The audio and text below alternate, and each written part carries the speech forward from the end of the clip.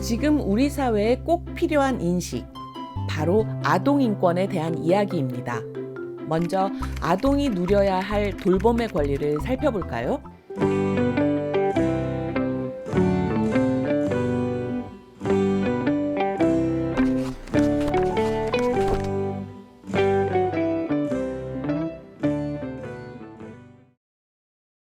바쁜 현대사회에서 가족 구성원에게 양육은 행복한 경험이기도 하지만 힘든 일이 되기도 합니다.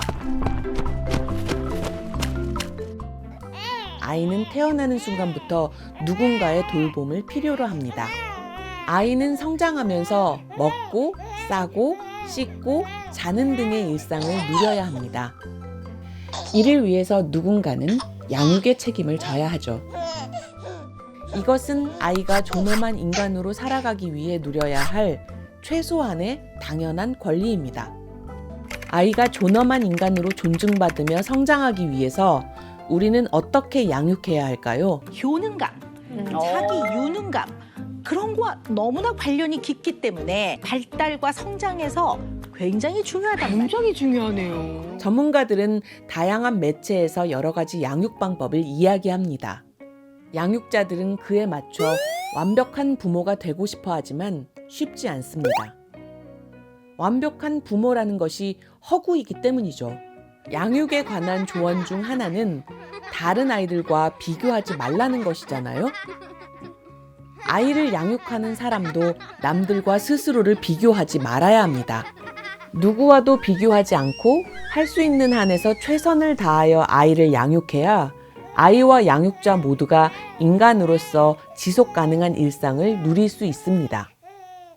그래도 여전히 문제는 남습니다. 아이는 누가 돌봐야 할까요?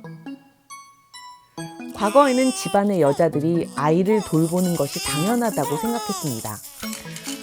과거 대가족이 아이를 번갈아 가면서 돌보던 것과 달리 여성이 아이 양육을 전담하는 것은 24시간 전일 노동과 같은 일이 되었습니다. 최근에는 여성, 특히 엄마 혼자서 아이를 돌봐야 한다는 생각은 사라지고 있습니다. UN 아동권리 협약에 따르면 기본적인 권리로서 아이가 누려야 할 돌봄의 책무를 엄마에게만 요구하지 않는다고 하죠. 부모가 생존해 있을 경우에는 가능한 부모가 같이, 그렇지 않은 경우에는 아동에게 최선의 조건을 제공할 사람들이 아이를 돌보는 것이 아이에게 유익하다고 보고 있습니다. 그러니 부모가 자녀를 직접 양육하는 경우 아이가 돌봄이라는 권리를 제대로 누리려면 부모가 함께 양육을 책임져야 합니다. 어머니는 위대하다.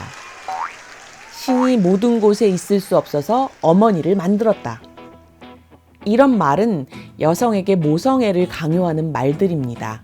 또한 아이를 양육하는 아빠를 슈퍼맨이라고 인식하기보다는 아이의 권리를 위해서 당연한 것이라고 생각해야 합니다. 그렇다면 아이 양육은 항상 부모가 분담해서 해야 할까요? 기본적으로는 그렇습니다.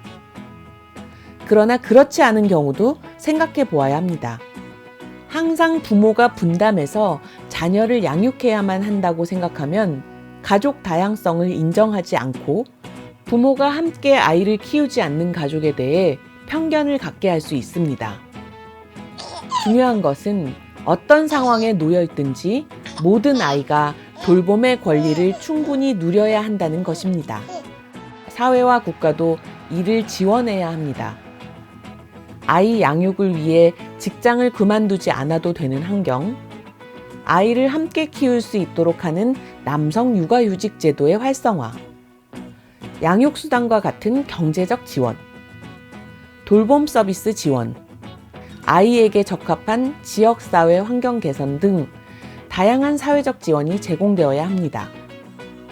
국가가 출산율을 따지면서 아이를 낳으라고 할 것이 아니라 아이가 돌봄의 권리를 충분히 누리도록 온 나라가 책임져야 한다는 의미겠죠. 아이가 태어나는 것은 존엄한 인간으로서 다양한 권리를 누리기 위한 출발점이라고 생각해야 합니다. 아이 하나를 키우는데 온 마을이 책임져야 한다는 표현이 있습니다. 아이가 한 인간으로서 돌봄의 권리를 충분히 누리려면 가정에서의 돌봄이 제대로 이루어지도록 사회와 국가가 더 많이 지원해야 합니다. 돌봄과 양육에 대한 사회 구성원들의 고정관념도 바뀌어야 할 것입니다. 그래야 아이도 아이를 돌보는 보호자도 행복할 수 있겠죠?